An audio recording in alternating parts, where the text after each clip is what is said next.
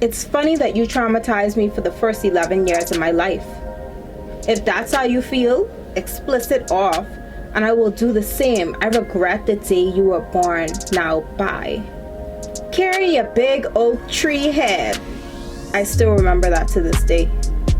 My family, immediate and extended, say to me regularly that I would be married with kids if I wasn't fat. I have a pretty face, a nice personality, and I'm smart, but they have asked/encouraged me to be realistic about my expectations for a man to love me at the size/weight I am now. They assure me that ultimately they are concerned about my health and long-term ramifications of being overweight. But tell me no one is going to love me or find me desirable seems counterintuitive to get me enthused about getting fit. Told my mom I took pills to suppress my pain and she told me not to do it because it would cost her money. I've been told several times that life doesn't get better. Don't cry. You're stronger than that. It became harder for me to express myself when something bothered me. Comparing me to my friends. You look like a with all that makeup on. You look so big. My mummy, 4 minutes ago. My parents was also supportive, but to some family members, my career is a joke. I remember everybody was telling me to be quiet at school and home. She would always say, you'll never mount up to anything in this life because your attitude is stink. Those were the reasons my attitude was so bad during my preteen years. If my mom didn't believe in me, why should I believe in myself? I got into trouble a lot and I made poor decisions in school which resulted in me getting a low GPA. I struggled academically, with my physical appearance and emotionally. I put so much walls up I didn't allow anyone in until I had my very first encounter with God. Hey everyone, I'm Eudasia, aka Deja70, and honestly, speaking to those people and reading those comments have honestly been so heartbreaking for me. Like, parents don't realize the impact that they truly have on their kids. And that's why today we are talking on Parents Listen Up. Let me know if you've had any type of experiences. Comment down below things that you still remember to this day that was said to you, or things that you've grown through, over the years. Shout out to Dayburn for helping me come up with the content for this video. I greatly appreciate her. And we live in a society where our parents have been hurt by their parents, and their parents have hurt them. And there's just this big cycle. And I sat down and realized the importance parents have on their kids when I read my dad's book for like the 5th time. It's called The Tears I Cried by Utah L. Taylor, and it's the story of my father finding his father. He did not have a father for most of the years that he's grown up, and he basically explains through this how because of that he acted out. He got involved with gangs, he got involved with bad company, he cursed, he lied, he did the most because of the deficit of his dad in his life. And I just want to read you guys a few excerpts from this book before I get into my content for today. So the first one says, there was the physical abuse which left me with several ridges on my back. Then the hateful tongue lashing. You could be just like your no good pa. Nothing but a thief and a liar. Yes, maybe I deserved the licking, but the degrading tongue lashing, I could do without. I was acting out because I wanted to know who my dad was, and my mom was withholding information. I hated her so much I could scream. That's one of them. The second goes, Dear Dad, I've been searching for you all my life. Mom told me about the argument she and Grammy had and how you told her to get out of her life. I know that Mom can be very convincing, but why didn't you come back to check on me? Daddy, I am now 12, almost 13. My brothers and sisters all have a daddy. I get teased all the time. I prayed to God every night to help me to find you. Please write back and come and see me. Love you so much. Your son, Utah. And the last one that I'm going to read for you guys. Even though I found my dad, my mission is still incomplete. There is one small void yet to be filled. If I may borrow a line from the late great king of pop, Michael Jackson, I would say, have you seen my childhood? I want my father to sit me on his lap and read the Bible to me, to embrace me in his arms and tell me that he's proud of me, to climb up on his back, to get a boogie ride, to teach me how to swim would fill my heart with pride. But I'm grown, and you and me know that these things could never be. But a hug and a kiss and a son I love you can make my life complete. Number 1, the cycle has to be broken. Our grandparents would tell our fathers, don't come around here hugging me, you's a sissy. Or they'd say, oh, you just no good like you're no good pa. They'd tell our moms, you whore, you hoe, the moment that they started to like a male. This is the toxic love and the toxic cycle that's been going on for years.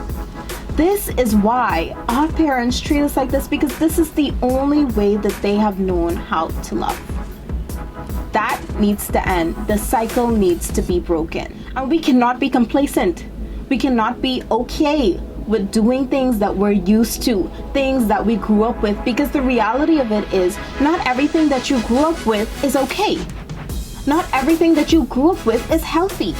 We have to get out of that state. Parents, listen up. Not only parents, but future parents, myself, listen up. We can't be complacent, and we have to start breaking cycles. Number 2, the way that parents and family members speak to their kids have a lasting impact. Think about it. Most of our kids spend most of their times either at home or in the school system. Therefore, parents have a duty of loving their child, giving their needs, physically, mentally, spiritually. They have to be able to deposit into their child. Their child is going to come to them for support and security. The house and the home is supposed to be a safe haven. But yet, it's so ironic how that doesn't happen because of this toxic cycle that was mentioned before. Talking to some of the individuals above helped me to realize that parents play a major role in the outlook that their children have. And I started to look and I realized that a lot of them are depressed, they face anxiety, they deal with eating disorders, they deal with so many things. And it's so interesting because I remember when I was younger, this person would always say to me when they saw me, fatty 2x4, can't get through the kitchen door. And yeah, it sounds funny, hey, it really does, right? But nobody ever really understands what that could do to a child. I would look at myself, and yes, I was a little bit heavy set, but I would look at myself and I would doubt that I was pretty. I would doubt my abilities. I would doubt so much just because people would say that I was fat. Every time I was eating, it would always be somebody leaning over into my plate like, you eating again? Time now, this would only be like my first meal for the day, but don't mind that. Parents and future parents, you are the one that will be depositing into the life of your child. You are depositing into your child's life bank. Yes, I know that it's common for family members to call people out and say that they're fat. It's common for them to shame people. I know that that's a common thing. However, we cannot be complacent and content with doing the norm. You know? Deposit into your child. And it's so interesting because if the house and the structure is where children are supposed to be loved and built up and all of that, what happens when they're not? And we're so shocked when Susie goes and runs off with the old man that loves her. When Susie runs off with the old man that shows her hugs and gifts and gives her affirmation. We are so shocked and we're like, oh, Susie's fast because she's going off with that old man. But yet, have you ever thought that Susie was looking for love from a father figure? And that's why the old man is so charming, the one that shows her attention that she's been trying to get for years? Or Bob.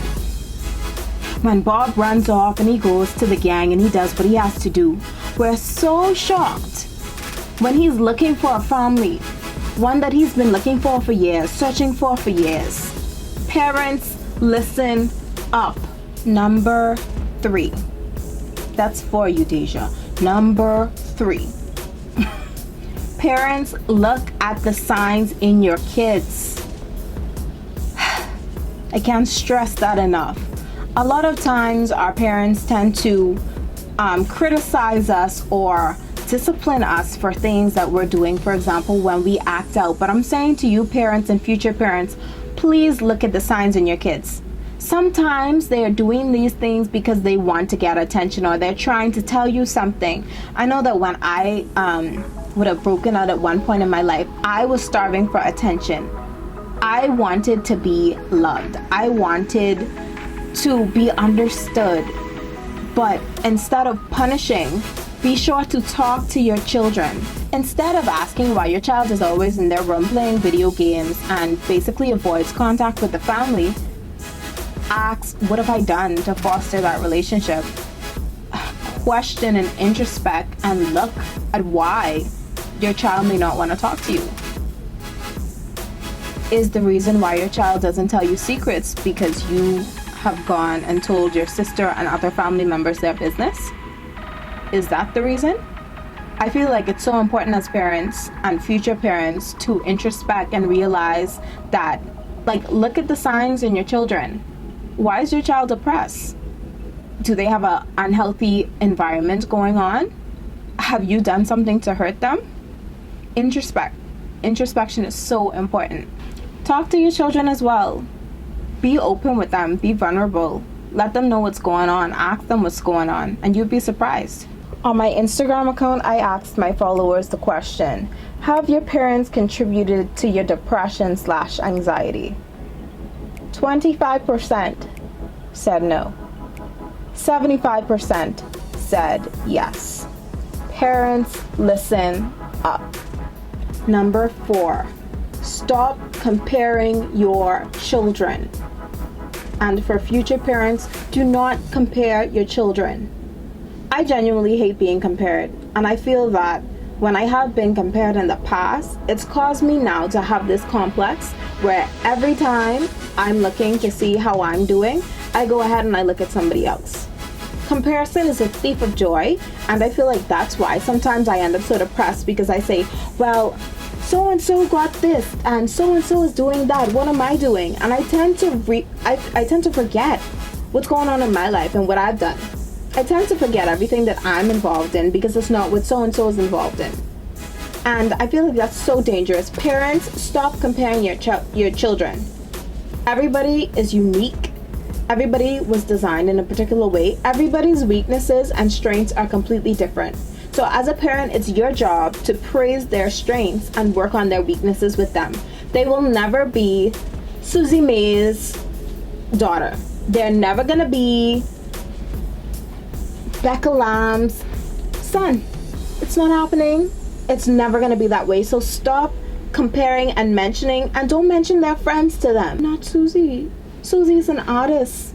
I like to sing. I can't paint. How you expecting me to be like Susie? Point is, don't compare your children. Number 5. I'm no psychologist, but protective factors help. Your child needs protective factors. So protective factors help children to be less prone to, say, mental illnesses, abuse, neglect, and anything of that sort. And ways that protective factors come into play would be having a stable health, having a stable home, getting your child involved with extra activities, getting them involved with a church family, getting them involved with things that are going to make them feel stable, secure, and loved. And even if the child falls, because these protective factors are there, it pretty much is a cushion for them to fall back, and it helps them to bounce back after they would have gone through those particular situations. I know, good parenting is hard, but it's not impossible. And I feel that in order for good parenting to be effective, the cycle has to be broken. Parents, that means that you have to introspect. You have to have conversations with your children, and don't ignore them. If your child says they don't like when you do XYZ, please listen to them. And please ask them, what can I do to be better? And ask them, what can you do to be a better child? I feel like communication is a very important thing. And once you communicate with your child, things can get better. thanks guys for watching this video. Parents, listen up. I'm future parents, but let me know what I missed in the comments, because I may have not covered everything. So let me know what I missed in the comments. I am back. Your girl is back. So see you next week. Be sure to like, comment, share, subscribe, all that good stuff. See you later. And oh yes, let me know also if your parents have affected your outlook in life, and let me know if it's been positive or negative. So comment below. Bye guys.